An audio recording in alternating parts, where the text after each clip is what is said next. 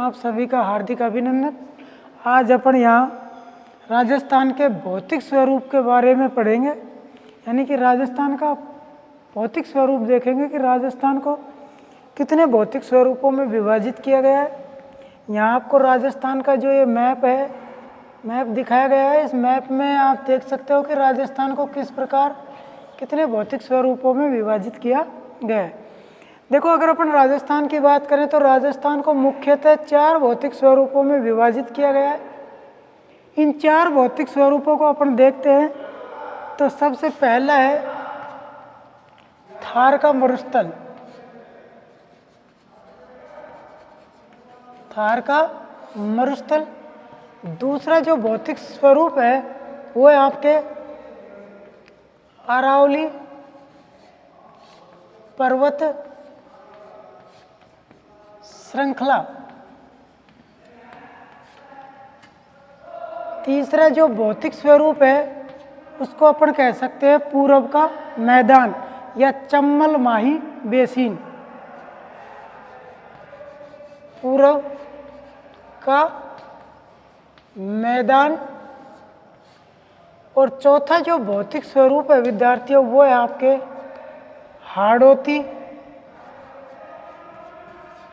हाड़ौती का पठार। हाड़ौती का पठार। इस प्रकार अपन देखते हैं कि राजस्थान को इन 4 भौतिक स्वरूपों में विभाजित किया गया है। इनको अगर अपन राजस्थान के मानचित्र पर देखेंगे विद्यार्थियों तो देखो, यहाँ एक कर्व से आपको पता लगेगा कि ये है आपके अरावली पर्वत श्रृंखला। ये आपके अरावली पर्वत श्रेणी है। इसके पश्चिम में ये आपके थार का मरुस्थल हो गया। थार का मरुस्थल, इसको अपन यहाँ देखें मानचित्र में, राजस्थान के मैप में देखें विद्यार्थियों तो ये आपके अरावली पर्वत श्रृंखला हो गई। और ये आपके चम्बल माही बेसिन या पूरब का मैदान, ये पूरब का मैदान हो गया। और ये आपके हाड़ौती का पठार, हाड़ौती पठार। इस प्रकार विद्यार्थियों राजस्थान को इस 4 भौतिक स्वरूपों में विभाजित किया गया है। इसके बाद इसे उपभागों में विभाजित किया गया है। तो उपभागों को अपन देखते हैं तो इस मरुस्थल को 2 भागों में मुख्यतः विभाजित किया गया है। पहला है महामरुस्थल या शुष्क मरुस्थल भी अपन इसको कह सकते हैं, शुष्क मरुस्थल। और ये जो बचा हुआ भाग है इसको अपन कहेंगे अर्ध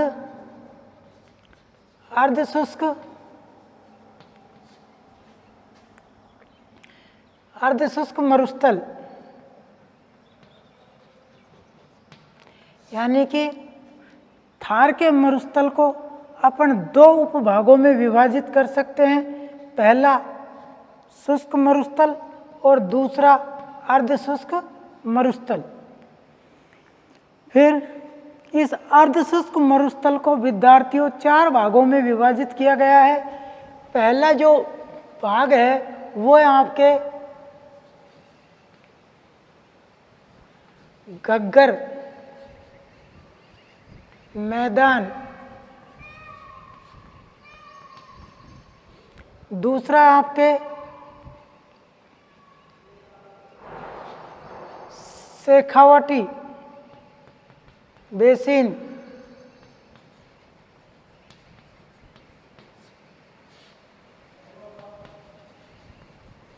इसमें आपके सीकर, झुंझुनू और चूरू का भाग आता है। इसको शेखावटी बेसिन कहा गया है।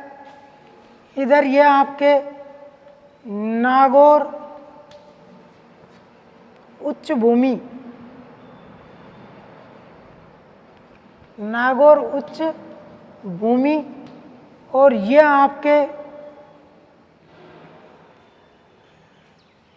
चौथा जो भाग है इसको आपको नाम दिया गया है राजस्थान बांगड़।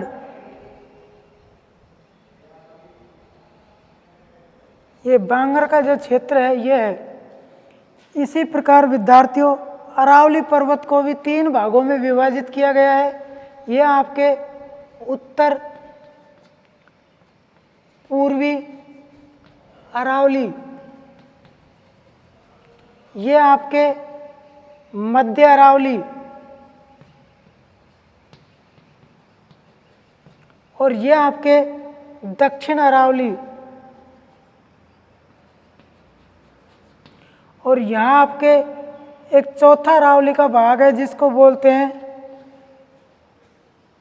आबू पर्वत खंड। आबू पर्वत खंड। अरावली के 4 भाग हैं, दक्षिणी अरावली, मध्य अरावली और उत्तर पूर्वी अरावली, और चौथा भाग है अरावली का जो भाग है वो है आबू पर्वत। इस प्रकार अरावली को इन 4 भागों में विभाजित कर दिया है। इसी तरह पूर्व के मैदान को 2 भागों में बांटा गया है। ये आपके हो गया चम्बल बेसिन, चम्बल बेसिन। यहाँ आपके बनास बेसिन, और ये आपके माही बेसिन।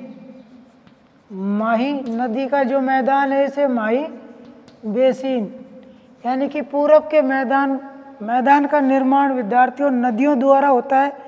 और नदियों की अगर अपन बात करें तो राजस्थान से जो मुख्यतः नदी बहती है वो आपके चम्बल, तो इसको बोलेंगे चम्बल बेसिन। चम्बल की सहायक नदी है बनास, यहाँ इसको सवाई माधोपुर टोंक में बोलेंगे बनास बेसिन। ये आपके डूंगरपुर और बांसवाड़ा में माही बेसिन, या इसको 56 का मैदान भी कहा जाता है, क्योंकि माही और उसकी सहायक नदियाँ मिलकर के यहाँ 56 नदियों का समूह बनता है। इसके कारण इसको 56 का मैदान कहा जाता है, यानी कि माही बेसिन, बनास बेसिन और चम्बल बेसिन। इसी तरह विद्यार्थियों हाड़ौती पठार को भी 2 भागों में विभाजित किया गया है। हाड़ौती पठार को एक तो आपके ये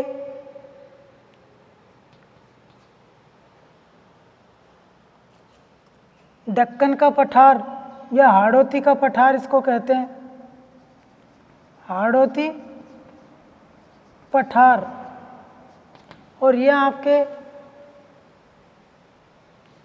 विंध्यन उच्च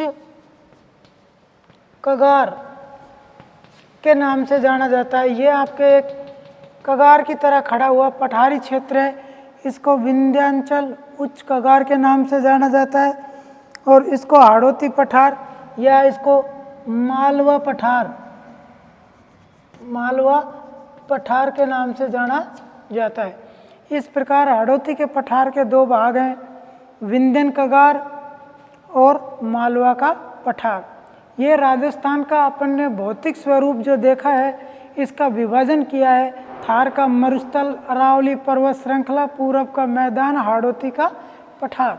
यहाँ विद्यार्थियों आपको समझने की बात यह है कि थार का मरुस्थल राजस्थान के भौतिक स्वरूप में किस प्रकार उत्पन्न हुआ, कहाँ से आया, कैसे बना। अरावली पर्वत श्रृंखला किस प्रकार अरावली का निर्माण हुआ, पूरब का मैदान और हाड़ौती का पठार, यानी कि इन भौतिक क्षेत्रों का संबंध किन किन चीज़ों से रहा है या इनकी उत्पत्ति किस प्रकार हुई है। तो देखो सबसे पहले अपन बात करेंगे थार के मरुस्थल से, कि थार के मरुस्थल की उत्पत्ति कहाँ से और कैसे मानी जाती है। देखो थार का मरुस्थल है, ये थार का मरुस्थल तैथिस सागर का अवशेष माना जाता है। तैथिस सागर टैथिस सागर से इसका संबंध है। टैथिस सागर एक भूसन्नति थी विद्यार्थियों, यानी कि प्राचीन भूखंड था जो गोंडवाना लैंड और अंगारा लैंड, इनके मध्य एक भूसन्नति बनी जिसको अपन तैथिस भूसन्नति कहा जाता है। इस तैथिस भूसन्नति का संबंध ही थार के मरुस्थल से है, यानी कि दोनों खंडों के मध्य जो तैथिस भूसन्नति थी उसका अवशेषी भाग आज थार के मरुस्थल के रूप में देखने को मिलता है। अपन अगर अरावली पर्वत श्रृंखला की बात करें, ये नंबर 2 जो राजस्थान का भौतिक स्वरूप है अरावली पर्वत श्रृंखला, तो अरावली पर्वत श्रृंखला विश्व की सबसे प्राचीन पर्वत श्रृंखलाओं में गिनी जाती है। इसका संबंध प्री कैम्ब्रियन युग से माना जाता है। प्री कैम्ब्रियन युग में जिन पर्वतों का निर्माण हुआ था उनमें से अरावली पर्वत श्रृंखला को माना जाता है। इस प्रकार की पर्वत श्रृंखला संयुक्त राज्य अमेरिका में अपलेशियन पर्वत श्रृंखला से अरावली की तुलना की जाती है, यानी कि यूएसए में जो अपलेशियन पर्वत है वो अरावली के समकालीन माना जाता है। अरावली खंड रूप में विभाजित है। अरावली का विस्तार अपने भारत में गुजरात के खेड़ब्रा से आरंभ होती है अरावली, और इसी प्रकार आगे बढ़ती हुई उत्तर पूर्व की तरफ इसका विस्तार होता हुआ दिल्ली में रायसीन की पहाड़ी तक जाती है। रायसीन की पहाड़ी, यानी कि अरावली का अगर अपन विस्तार देखें तो ये गुजरात राज्य में खेड़ब्रा से आरंभ होकर के और अपने दिल्ली के पास रायसीन की पहाड़ियों तक जाती है। यहाँ ध्यान रखने की बात यह है कि रायसीन की पहाड़ियों पर ही, रायसीन की पहाड़ियाँ कहाँ स्थित है, ये दिल्ली में है, और रायसीन की पहाड़ियों पर ही राष्ट्रपति का भवन स्थित है। राष्ट्रपति भवन, यानी कि अपने भारत का जो राष्ट्रपति है, प्रेसिडेंट है, उसका जो भवन है वो रायसीन की पहाड़ियों पर है। और ये रायसीन की पहाड़ी किसका भाग है, ये अरावली का भाग है। यानी कि अरावली का विस्तार अपन देखते हैं तो ये इस प्रकार हुआ।